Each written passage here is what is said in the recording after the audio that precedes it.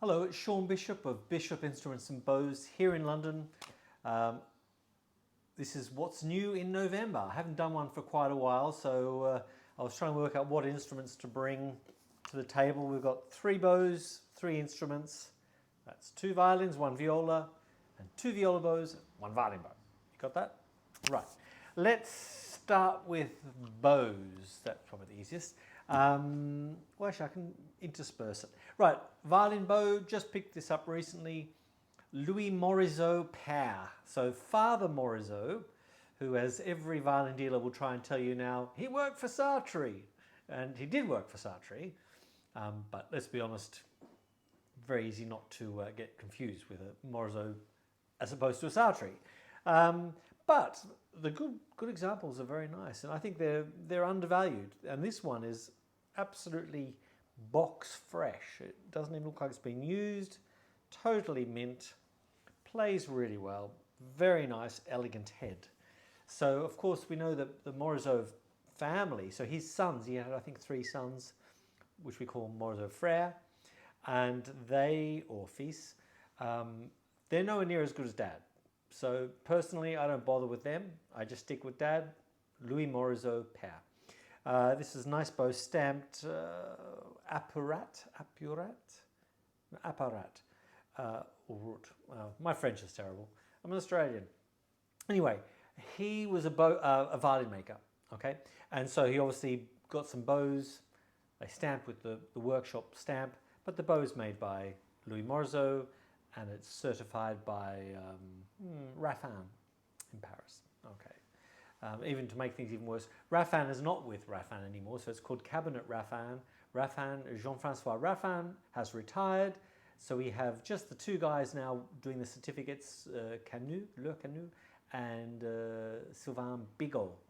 So they do all the certificates. So it's got a recent certificate from them. Very nice bow, violin bow. Yeah. Right.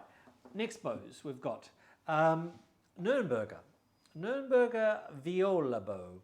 Now, Nurnberger is the only German bow maker that I actually generally buy for my shop. I know there are people talking about Knopfs and things like that, Frechner.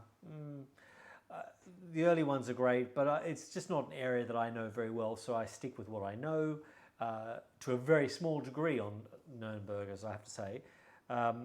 This one, I was just looking in the book actually, it's quite a recent book, trying to work out which Nurnberger it was, because they all use the same bloomin' stamp, you know. So you've got to try and work out whether it's Karl Nurnberger with a C, or Karl Nurnberger with a K, or Albert Nurnberger. There's about 5 of them that use the same stamp. Anyway, I think this is a Karl Nurnberger with a K, and this is, I think, made in about 1960. 1950, 1960. It seems to correspond with the photos. I looked at them and yeah. But they're really nice bows, and this one is also brand new, in fantastic condition. Very nice, strong octagonal stick, works very well. And then they're nice bows. They're nice bows. In some ways, similar to a hill bow, because there's similar sort of prices, maybe a slightly cheaper, similar. And Morizot, you'd almost think, well, the Morizot family bows, the hill bows, the Nurnbergers, they're all in a similar sort of price range. Although this being a viola bow, it's slightly more expensive than Nurnberger violin bow. Okay, because you don't see them that often. I haven't had many. Anyway, that's a nice Nurnberger. And then we come to the king of bows at the moment, well, the 20th century king, Sartory. So Eugene Sartory. This one was made in Paris, 1915, with a Raffin certificate. And quite frankly, it is just gorgeous. 73 grams. And it's really sort of amongst his best work I've ever had for a silver-mounted viola bow. There's just something that is individual. You don't feel like it was sort of mass-produced, like a lot of his bows can feel a little bit like that. The workshop was producing 25 bows a week, remember? So in today's money, that's a hell of a lot of dosh. And I don't want to even say publicly what the price of this viola bow is. It's not cheap, okay? It comes from France, comes from a violin making family, so it's been lovingly looked after and is in fantastic condition, beautiful chocolate colour. It sort of reminds me a little bit of some of the Lamy violabos I've had over the years, the really fine ones, but it's a little bit more modern style. So the frog is unmistakable Sartory, and it's just a gorgeous bow. If you can afford it, why not? The sound it makes is fantastic.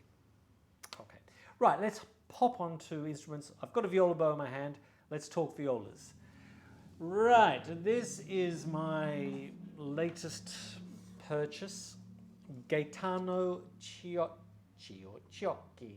Again, I'm Australian. Just forget about my accent. Okay, Martin, how do I pronounce it? Chiocchi. There we go. Right, this violin was made in Padova in 1873, and we can see that because he stamped it on the back. Nicely for us to tell. So why have a label when you can stamp the viola? This is 41.2 centimeters, I think. Let's have a quick check. A bit bigger. 41.4.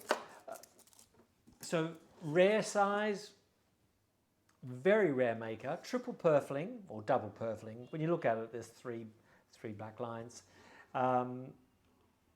You don't see these instruments that often. It's certainly the only viola I've seen. I've seen a number of violins, including one I saw about 20 years ago at auction, which I never forget.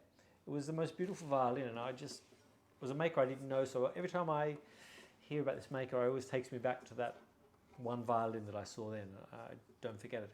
So this viola is just phenomenal. It sounds amazing. It sounded pretty good when I got it. That's why I wanted to get it. But then we've mucked around with it with my sound guy and put new bridge and stuff. And wow, it's solo quality. It really is. You can tell by the arching. So it's quite thin. It's quite low. It doesn't bulb up, as we call the arching of the instrument, the way it curves across the front and the back. So low arching, which is always quite nice for a viola. But then you start losing colours sometimes because of the power. But this has it all, really, and has grade certificates, 2 certificates, valuations, and I'm not going to claim it's cheap, but it's a 19th century Italian viola. I'll have a little play. My microphone's very sensitive, so anyway.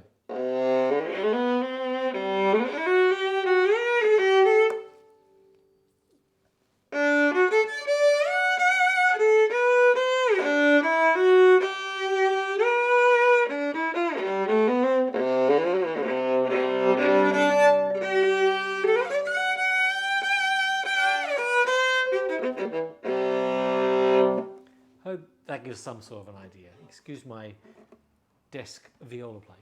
Right, let's move on. Anyway, nice viola. To violins. Now, if you've been watching these things, you'll know that I like the Naples makers. One of the greatest late 19th century Naples makers, Vincenzo Postiglione. And I've got a really nice example here. Very pretty, beautiful one-piece back.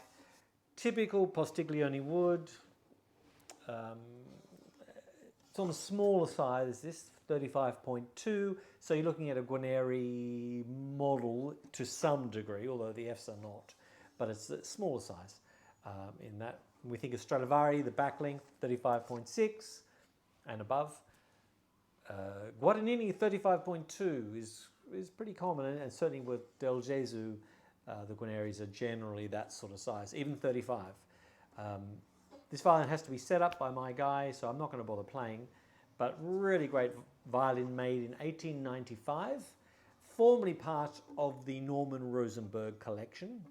Went through a few dealers to get to me, but I just can't say no to a violin like this, and I know it's going to sound fantastic.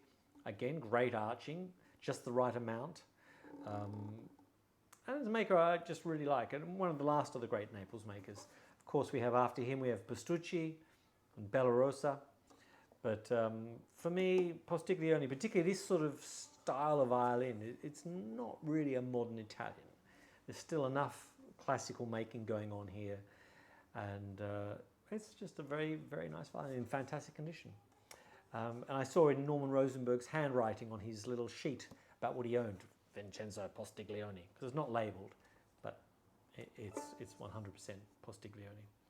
Okay, so I won't play that, but if you come around in a month or two, it'll all be set up. Right, now we get to my, I was going to say beast.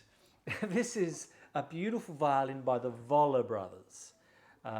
They were the three brothers from London. Was it Charles, Frederick, Arthur? I think that we always refer to them as the Voller brothers. Anyway, I think that Charles definitely, Frederick definitely, yeah. I'm not sure the other one. Probably Arthur. I'm pretty sure it's Arthur. This is one of their great copies. If you can see that, it's not on my website, but it's going to go up soon. The Postigli is not on my website. Will go up later on today. The G.Chiocchi is. The bows are, some of them are. Anyway, let's get back to this violin. I'm meandering. Voller Brothers violin, Stradivari copy. And I mean, the back, look at that. That is just class. And funny enough, when I showed it to my setup guy, he said, "Oh wow, moving up in the world." You know, he thought it was Cremonese. There we go, from a distance, of course. But it really, really is an amazing sounding violin. So I will play this in a second. So walk away if you don't want to hear me play the violin. But really nice violin with certificates from I think John Dilworth, who wrote the book on the Vollers, Florian Leonard.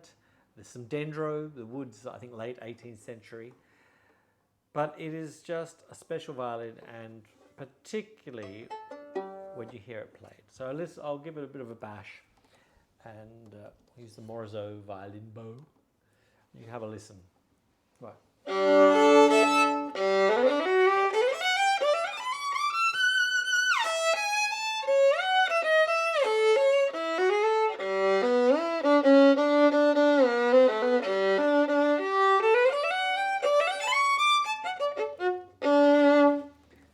I have a client who did have a Stradivari and they sold it, and I'm going to show them this violin and keep my fingers crossed, because I think it really has that sort of quality sound. So anyway, there we go. That's me rambling on for November. I'll see you in December. Ciao.